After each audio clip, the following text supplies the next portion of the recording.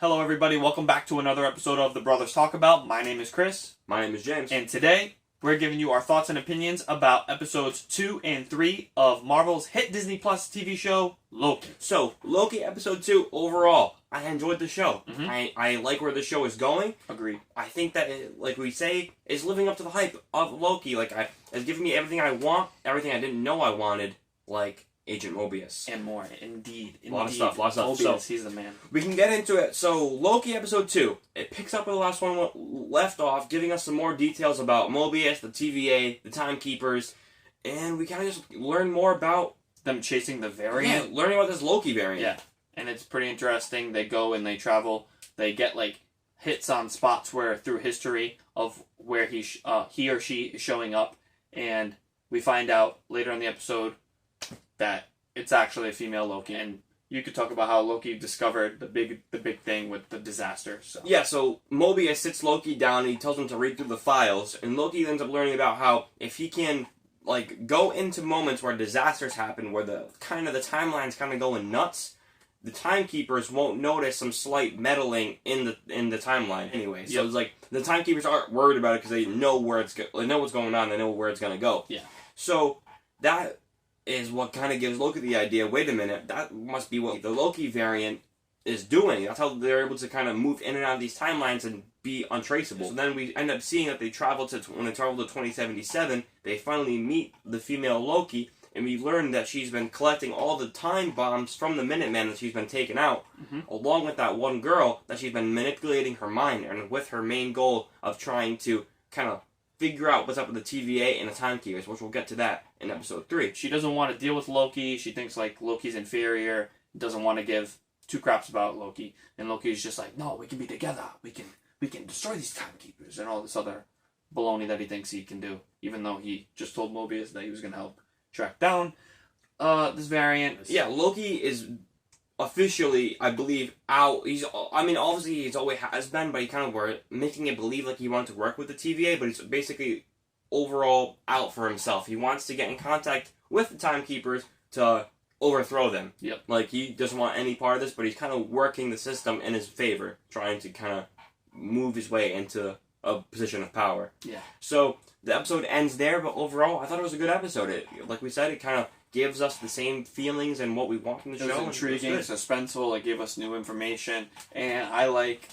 There's a couple. You had that one prediction that you wanted to share. So we've been watching the show with some of our friends, and we all kind of have our own theories and speculations. But we all kind of come together to corroborate this one theory that we got going on. That we think that the Timekeepers are actually a bunch of bullcrap. We don't think that they're real. We think that in the comics they have their own thing with the TVA, the Timekeepers, and the kind of sacred timeline stuff, but we think that for the show they might change it up, like how it's not always 100% comic accurate, like straight from the comics. They kind of put their own twist on it sometimes. That is true. So we think that the middle Timekeeper, that it's Kang the Conqueror. So we think that Kang is the one manipulating the Timekeepers and kind of making it so that he's controlling it all, and that the TVA is really just his kind of master plan, and that we think that the judge lady that kind of controls the whole TVA stuff is actually just his like side evil henchman.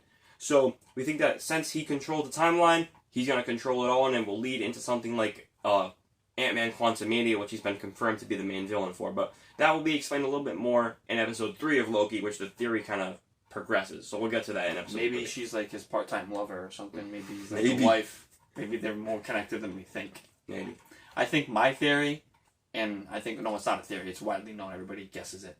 Well, I've heard a couple people mention, at the end of the series, you're going to see freaking Mobius riding a jet ski.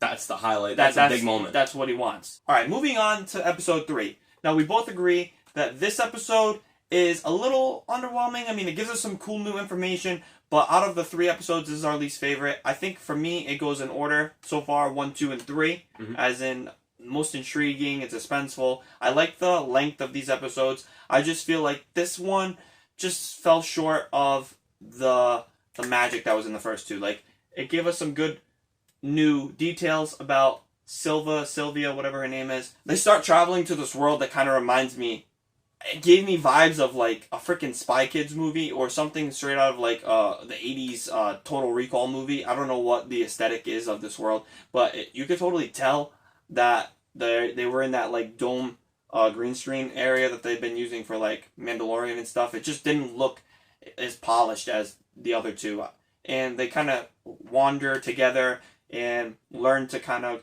like and trust each other.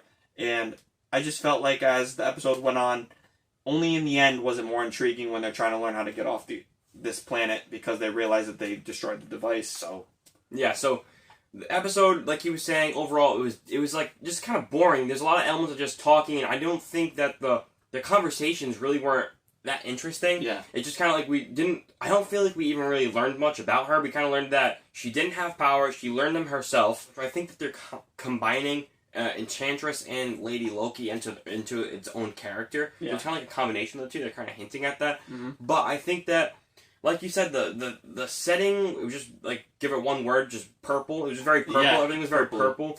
Thanos is like Thanos, and they're all in like Thanos. purple Tatooine, like Destiny type like, weird video game. It kind of was like whatever. Nothing was that. It was just a lot of walking and talking. Exactly, it was a lot of walking and talking. It didn't have the same intrigue. They broke up Mobius and Loki, which are kind of like the driving force of the show right now. They're really bringing that charm and charisma that I like. And since separating them, you kind of like you just take that out of the show. And learning about Lady Loki just wasn't interesting to me. Yeah, I feel like also she kind of gave. I realized that they're kind of stuck together, but her being like this bad character that has this big scheme, she kind of gave in to dealing with Loki a little too quick, and she really is not expertly good at fighting or anything. And Loki does have the upper hand with the magic, and he kind of was in control because he was using his magic to hide that little device which he broke. Mm-hmm. And as we see later in the episode, there's that point when they're trying to get back to the ship, which is basically their only way off the disaster planet they're on whatever they're in. Yeah, it's a futuristic disaster. Yeah, Loki took them, like, they teleported them to another planet. Right. So now they're, like, kind of, that's the whole point of the episode. This whole thing was How can getting they off. leave? How can they leave? Because So they that broke was the just, thing. it was just kind of like whatever. Overall, I thought it was decent. It's not horrible, but It wasn't bad. it's definitely my least favorite. There was like uncalled for annoying scenes, like of him singing and some weird freaking what was he singing? Like Yeah, I guess language. it adds character to the show, but like it's just kind of boring. Like they could do that other ways and make it more interesting. We found out something. We found out Loki's bi-curious and everything else. So we see then it kind of ends with the device being broken. They can't get off. The ship's destroyed. They thought they could kind of get to it before it got destroyed. That didn't work. So there'll probably be some way that they get off this island. Not island. This planet. Yeah. Which that kind of is gonna be cool to see. But That was the most intriguing part because it's set up. It basically the whole episode was just set up for the next one. Mm-hmm. We found out those little bits of information. One cool thing that I've heard a couple people mention is how I believe it was Loki who made that building as they were running through that like city with all the neon lights and stuff. Mm-hmm. The building was falling, and he's like, "Oh, I'll take care of that," and he was able to basically reverse the building from falling.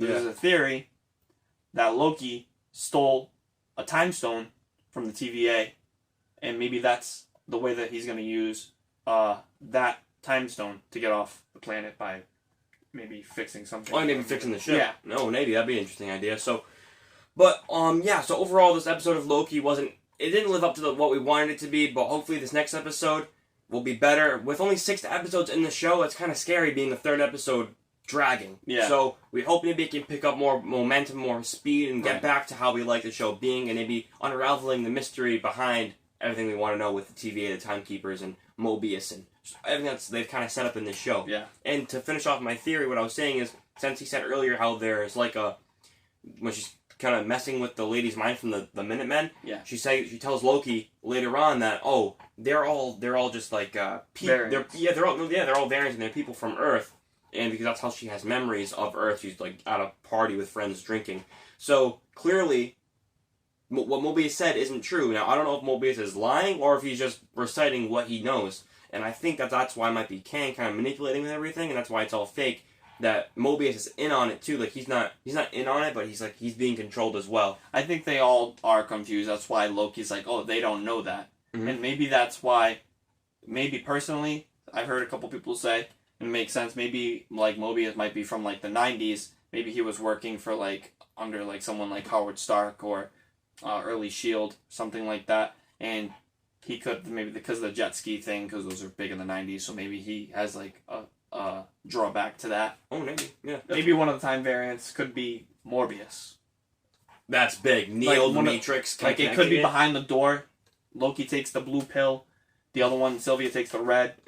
Yeah, Like, maybe. They cross over, and it's coming out at the end of the year. But I think it's Kang. I think it's Mephisto. I think we're all gonna go crazy. I think the show is gonna go wild. I think we're gonna get the bazooka bubblegum, the little blue bazooka bubblegum. I think Miss Minutes go is the one who runs everything. I think it's gonna turn into this That could big be big. Schoolhouse Rock episode where Loki comes into cartoon form and he has to go put a bill on Capitol Hill and he has to go to Conjunction It's a good Junction series. function and everything's gonna just blow up and basically, yeah. Alright, so if you guys like our theories, stay tuned for our videos. We'll have episode 4 review coming out this week. So stay tuned for that. And On time this time. on time. So stay tuned to the channel. Subscribe if you're new. Like the video if you enjoyed it. And comment down below what you thought of episode 1, 2, and 3 of Loki. We want to know your Do you thoughts and agree opinions. that episode 3 was the weakest one? We would like to know. I think it's widely agreed upon, but maybe you have different opinions.